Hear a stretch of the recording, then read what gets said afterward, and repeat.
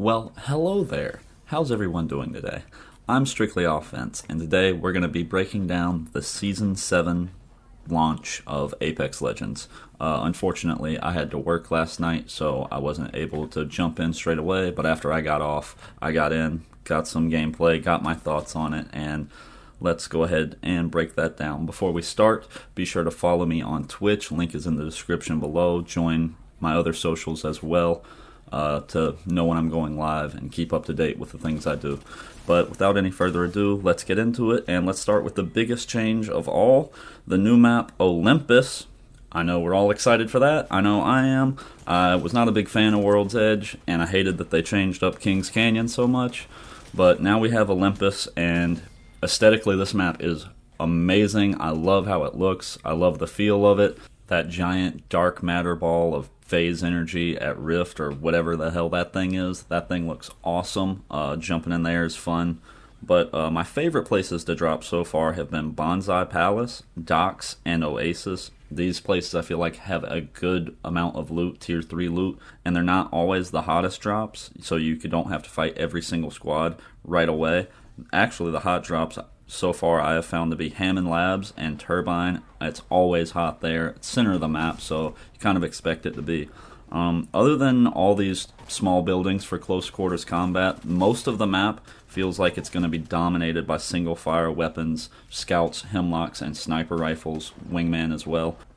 Tall towers and a lot of open area, but don't worry, you'll be able to traverse this terrain safely because Season 7 introduces vehicles. That's right, we have the Trident, and I gotta tell you, I was super nervous about Apex bringing vehicles into the mix. I feel like vehicles can be so overpowered in a battle royale, but they've made it to where these vehicles cannot be used to run people over, and I think that is absolutely amazing.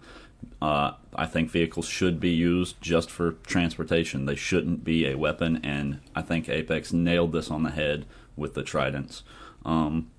There's also another way to traverse the map with the Rift Portal phase thing. I don't really know what it's called, but it's similar to the one in Labs on Kings Canyon, except instead of launching you out of the sky, this one is horizontal and sends you through like a portal pipe area.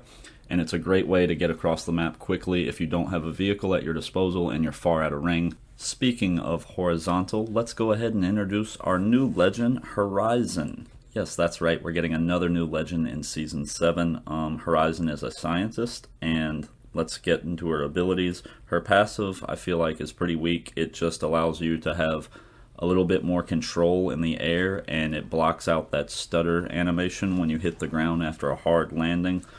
Don't feel like this passive is very useful. It's going to be very situational in terms of its effectiveness, I think. We'll go ahead and move on to her ultimate instead of her tactical. I feel like her ultimate needs a slight buff. It just pulls out this black hole. You can toss it and it sucks players in, but the radius and range on it isn't very far. The pool isn't that strong, and it can be easily shot out and easily blocked by just other objects and hiding behind cover if you're in the way.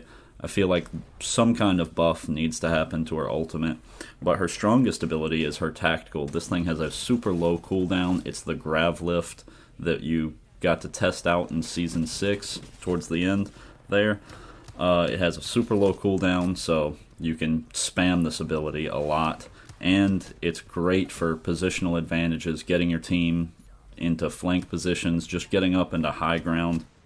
With all that being said, I do believe that Horizon is the strongest character on release date since Watson, Crypto, Revenant, Loba, and the other one, Rampart. Sorry, couldn't think, completely forgot there. Yeah, those four all needed buffs on release. They weren't very useful on release date. Horizon is actually pretty good on release. I think some slight buffs to her ultimate, and there's not really much you can do there with her passive, but overall she seems to be good.